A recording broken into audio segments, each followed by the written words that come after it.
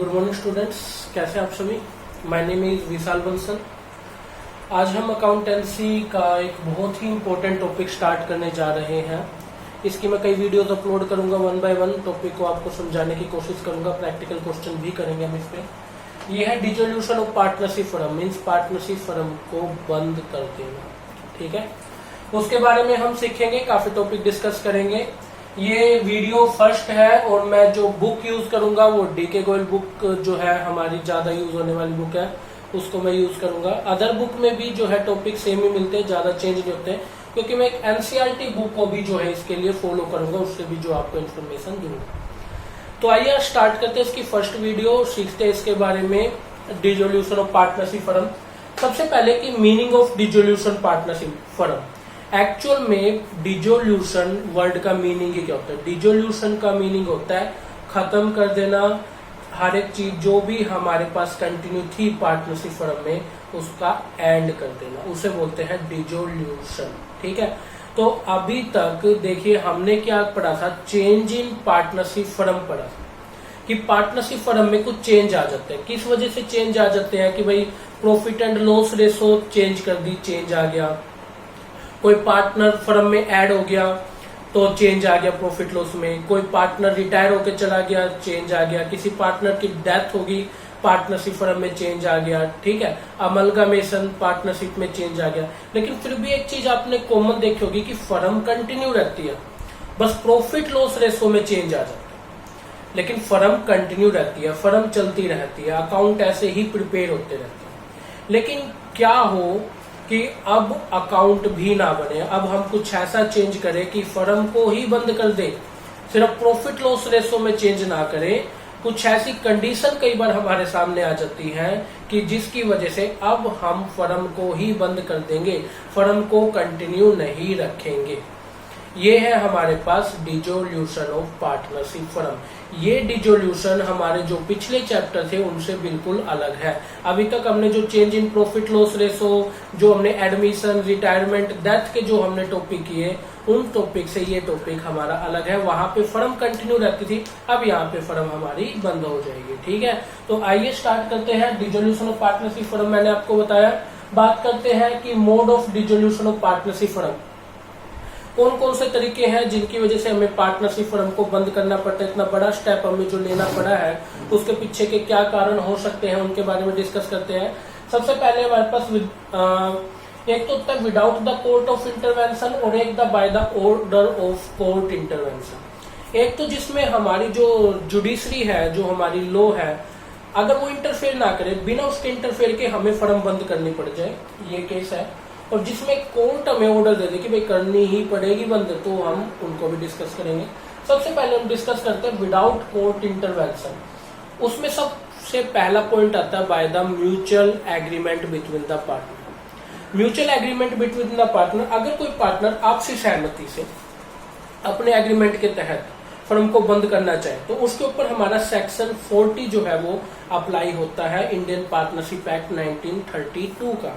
उसमें ये कहते हैं कि अगर हम एग्रीमेंट के तहत, इसमें लिखा हुआ एक पार्टनरशिप फर्म में be dissolve when all the partner agree for its dissolution.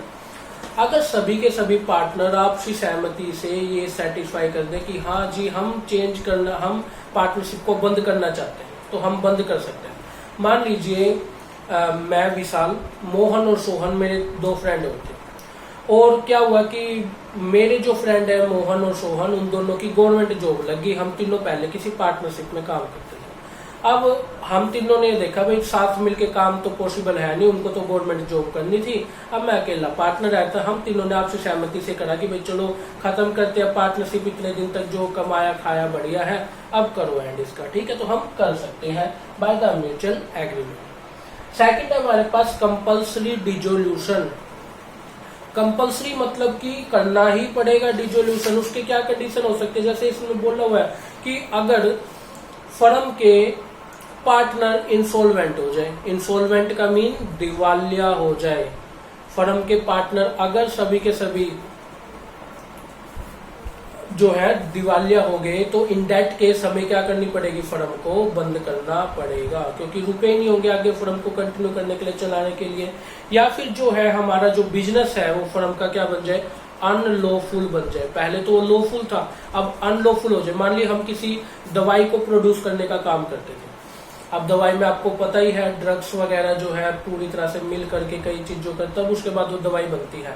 अगर मान लीजिए गवर्नमेंट अब बोल दे कि इस तरह की दवाई का प्रोडक्शन करना, मेडिसिन का प्रोडक्शन करना अब इलीगल है, तो इन दैट केस हमारी जो पार्टनरशिप जिस बेस पे टिकी हुई थी वो बिजनेस ही क्या हो गया, अनलॉफुल। तो हमें क्या करना पड़ेगा, फर्म को बंद करना पड़ेगा। ठीक है, कंपल्सरी डिसोल्यूशन हो गया।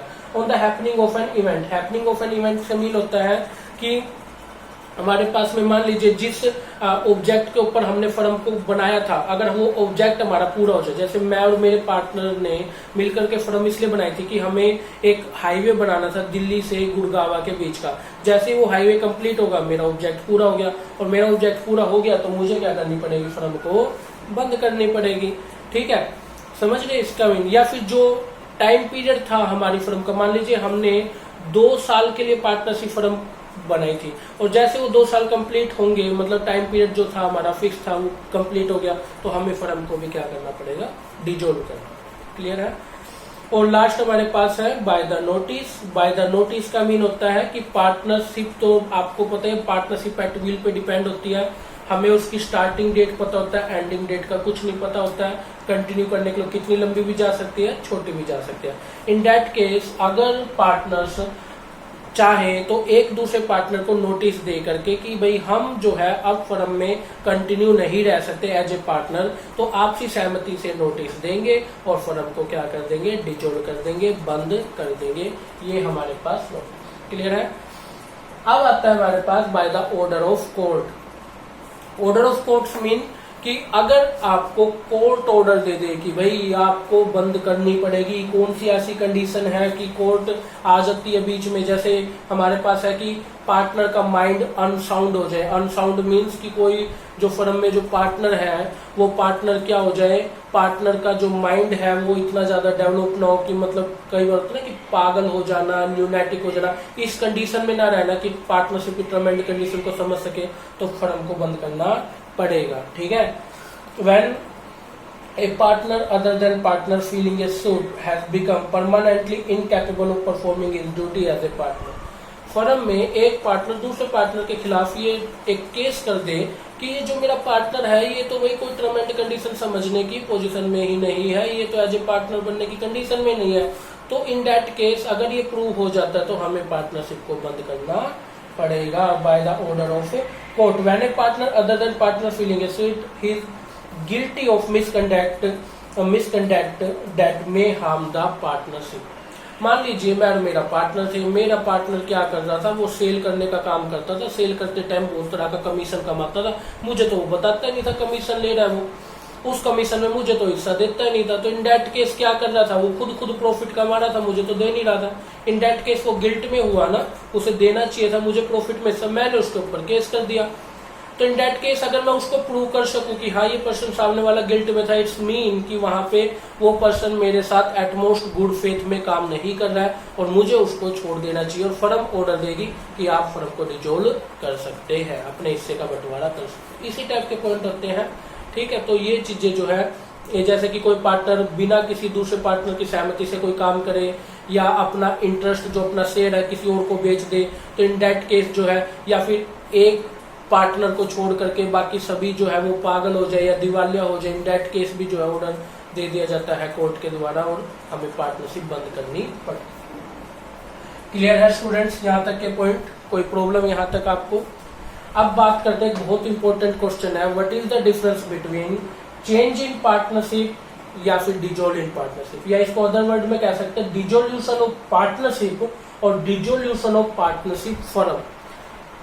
याद रखना, डिसोल्यूशन ऑफ पार्टनरशिप और डिसोल्यूशन ऑफ पार्टनरशिप फर्म, दोनों में वर्ड ऑफ फर्म का डिफरेंस। तो क्या होगा इन दोनों के बीच में, क्या डिफरेंस है? बहुत बड़ा डिफरेंस है, दिन और रात का डिफरेंस है। क्या क्या पॉइंट आते हैं हम डिस्कस करते हैं। सबसे पहले डिसोल्यूशन ऑफ पार्टनरशिप की अगर हम बात करें तो इनमें क्या डिफरेंस है दोनों में। एक तो मीनिंग का डिफरेंस हो गया। डिसोल्यूशन ऑफ पार्टनरशिप का तो मीन क्या होता है कि हमें सिर्फ पार्टनरशिप में चेंज करना है, मतलब प्रॉफिट एंड लॉस रेशो में चेंज करना है। लेकिन डिसोल्यूशन ऑफ पार्टनरशिप फर्म का मीन है कि हमें पार्टनरशिप का ही एंड कर देना है, प्रॉफिट लॉस में कोई चेंज नहीं करना है, पार्टनरशिप का ही एंड कर देना है, फर्म को ही बंद कर देना है। ठीक है, एक बात होती है continuous of business. Dissolution of partnership के अंदर फर्म कंटिन्यू रहती है, फर्म बंद नहीं होती है, सिर्फ प्रॉफिट लॉस रेशो चेंज हो गया या पार्टनर में चेंज हो गया। लेकिन डिसोल्यूशन ऑफ पार्टनरशिप फर्म में फर्म कंटिन्यू नहीं रहती, अकाउंट क्लोज कर दिए जाते हैं। ठीक है, इकोनॉमिकल रिलेशन की बात करें तो डिसोल्यूशन ऑफ पार्टनरशिप में जो रिलेशन है पार्टनर्स के बीच बने रहते हैं। कोई नया पार्टनर आ गया, वो पार्टनर हो गया, कोई रिटायर होकर चला गया, उसको हिस्सा दे दिया, बट फर्म कंटिन्यू है। बट इसमें इकोनॉमिकल रिलेशन खत्म हो जाते हैं डिसोल्यूशन ऑफ पार्टनरशिप फर्म में। ठीक है, closure of book of account, book of account को क्लोज करने की बात है तो डिसोल्यूशन ऑफ पार्टनरशिप में हमें फर्म अगर बंद होगी तो अकाउंट भी ऑटोमेटिकली जो है क्लोज हो जाएंगे ना डिसोल्यूशन ऑफ पार्टनरशिप फर्म में। लेकिन डिसोल्यूशन ऑफ पार्टनरशिप में अकाउंट क्लोज नहीं होते हैं, अकाउंट बनते रहते हैं, हम नई बैलेंस शीट बनाते हैं, नए अकॉर्डिंग कैपिटल बनाते हैं। ठीक है, settlement of asset and liabilities की बात आती है। डिसोल्यूशन ऑफ पार्टनरशिप में एसेट और लाइबिलिटी को रीवैल्यूएशन अकाउंट के थ्रू चेंज करके उनकी जो भी प्रॉफिट लॉस होगा उनको ओल्ड पार्टनर्स रिमेनिंग पार्टनर्स में ओल्ड रेशो में बांट के कर देते हैं हम, है ना। लेकिन डिसोल्यूशन ऑफ पार्टनरशिप फर्म में हम अब फर्म को क्लोज करने जा रहे हैं तो यहाँ पे एसेट लाइबिलिटी को करंट वैल्यू पे कुछ शो नहीं करते, सिर्फ बेचने खरीदने का काम करते हैं। अभी मैं अपनी नेक्स्ट वीडियो में बताऊंगा कैसे करते हैं। और यहाँ पे जो है हम एक अकाउंट बनाते हैं रिलाइजेशन अकाउंट, जिसे वसूली खाता बोलते हैं। डिसोल्यूशन ऑफ पार्टनरशिप के टाइम क्या बनता है, रीवैल्यूएशन अकाउंट बनता है। लेकिन डिसोल्यूशन ऑफ पार्टनरशिप फर्म के टाइम पे क्या बनता है, उस टाइम पे बनता है रियलाइजेशन अकाउंट, वसूली खाता। क्या होता है नेक्स्ट वीडियो देखना, पता चलेगा। ठीक है, अब बात आती है लास्ट पॉइंट जो आज मैं डिस्कस करने जा रहा हूं आपसे, settlement of account of dissolution. जब फर्म बंद होने की पोजीशन पे आएगी तो उस टाइम पे हम पार्टनर का सेटलमेंट कैसे करेंगे, कैसे उनको पेमेंट करेंगे। ठीक है, देखिए फर्म अगर बंद हो गई है तो ये तो मान के चलिए हम क्या करेंगे, फर्म की जितनी प्रॉपर्टीज हैं सब की सब बेच देंगे, उस प्रॉपर्टी को बेच देंगे, प्लस फर्म में जितने पार्टनर ने जितनी कैपिटल लगा रखी थी उस कैपिटल को भी अपने पास रख लेंगे। मतलब पहले रुपया अरेंज करेंगे अपने पास, समझते हो इस चीज को। फिर उस रुपए को जो अरेंज किया उससे पेमेंट करते हैं। और हमेशा एक क्वेश्चन आता है, सीबीएसई बोर्ड में भी आता है, आगे फर्दर स्टडी के लिए भी आपके लिए सहायक है, कि जो रुपया हमारे पास आया है एसेट वगैरह बेचने से या फर्म की जो पार्टनर्स की कैपिटल उसको रखने से, तो उस रुपए का हम कैसे उसकी पेमेंट करते हैं, तो उसके एक ऑर्डर में पेमेंट होती है। ऑर्डर क्या है सुनिए, जो आपके पास रुपया आया सबसे पहले उस रुपए पे अधिकार है आउटसाइडर का। जो पार्टनरशिप फर्म से बाहर के जो लोग हैं जिन्होंने फर्म को मान लीजिए किसी ने लोन दे रखा है फर्म को, या फिर जो है माल उधार जो है उधार में माल सप्लाई करवा रखा है, ठीक है, उन पर्सन की पेमेंट सबसे पहले की जाएगी। ठीक है, सबसे पहले किसकी पेमेंट होगी, आउटसाइडर की। जो फर्म के पार्टनर नहीं है, फर्म से बाहर है, अगर उनको हमें कोई रुपया देना है सबसे पहले उनकी रुपया दिया जाएगा। अगर उसके बाद कुछ रुपया बचता है तो किसी पार्टनर ने अगर फर्म को लोन दे रखा था तो उस लोन की पेमेंट की जाएगी। समझ रहे हैं, जैसे देखो एक एग्जांपल सुनो, एबीसी पार्टनर थे, ए ने फर्म को 10,000 लोन दे रखा था और एक लोन दे रखा था बी की वाइफ ने 5,000 रुपए का। ठीक है, अब जो बी की वाइफ थी ना वो आउटसाइडर है फर्म से, पार्टनर तो नहीं है ना, तो सबसे पहले पेमेंट किसकी की जाएगी, बी की वाइफ की, फर्स्ट आउटसाइड पेमेंट जो उसने लोन दे रखा था। फिर अगर कुछ रुपया बचता है तो किसकी पेमेंट की जाएगी, ए की पेमेंट की जाएगी, क्योंकि ए फर्म का पार्टनर है और उस पार्टनर ने फर्म को क्या दे रखा था, लोन दे रखा था, तो उस लोन की क्या हो जाएगी, पेमेंट। क्लियर है। थर्ड चीज, balance of partner capital paid. अगर फिर भी कुछ रुपया बच गया तो पार्टनर की क्या होगी, उससे कैपिटल पेड की जाएगी। जैसे एबीसी ने कुछ रुपया तो लगा रखा होगा ना, 1 लाख 2 लाख 3 लाख, तो उस कैपिटल की क्या हो जाएगी, पेमेंट हो जाएगी। क्लियर है यहाँ तक। अगर उसके बाद भी हमारे पास कुछ रुपया बच जाता है तो उस रुपये से जो लास्ट चीज हम करेंगे वो लास्ट चीज क्या होगी कि हम पार्टनर्स की जो है प्रॉफिट एंड लॉस में उस रुपये को एज ए प्रॉफिट के रूप में बांट देंगे। ठीक है, क्लियर है? समझ गए इस चीज को? मान लीजिए आपके पास 1 लाख रुपया आया था एसेट को बेच करके, उस 1 लाख में 10,000 रुपए तो आपके पास आउटसाइडर के पेड करने थे, आपने वो पेड कर दिए, 90,000 बच गए। अब 90,000 में 20,000 का एक पार्टनर ने लोन दे रखा था, उसकी पेमेंट कर दी, तो 20,000 ये घटा दिया आपने, कितने बच गए? 70,000 बच गए ना, क्योंकि आपके पास रुपए कितने थे भाई? 1 लाख रुपया था आपके पास, तो पॉजिटिव सेंस में बेच करके 1 लाख आया था, 10,000 की पेमेंट होगी, 20,000 की पेमेंट। तीनों पार्टनर की जो कैपिटल थी वो कैपिटल मिला करके 50,000 रुपया थी, वो 50,000 भी आपने क्या कर दिए? पेड कर दिए ना। समझिए इस चीज को। तो 10 और 20, 30, 50, 80 गए। अब बच कितना गया? 20,000 रुपया बच गया। ये 20,000 रुपया एज ए प्रॉफिट डिस्ट्रीब्यूट हो जाएगा। किस रेशो में डिस्ट्रीब्यूट हो जाएगा? प्रॉफिट एंड लॉस रेशो में डिस्ट्रीब्यूट हो जाएगा। इस तरीके से करना, ठीक है? नेक्स्ट वीडियो में सीखेंगे इनके अकाउंट के बारे में, ठीक है? अभी के लिए इस चीज को पढ़ना। डिसोल्यूशन ऑफ पार्टनरशिप में थ्योरी बहुत मायने रखती है, पेपर में जरूर होती है, ठीक है? कोई क्वेरी हो तो मेरे फोन नंबर यहाँ पे है, आप जो है कभी भी मुझे व्हाट्सअप कर सकते हैं, क्वेरी ले सकते हैं, फोन कर सकते हैं, ठीक है? Okay student, thank you.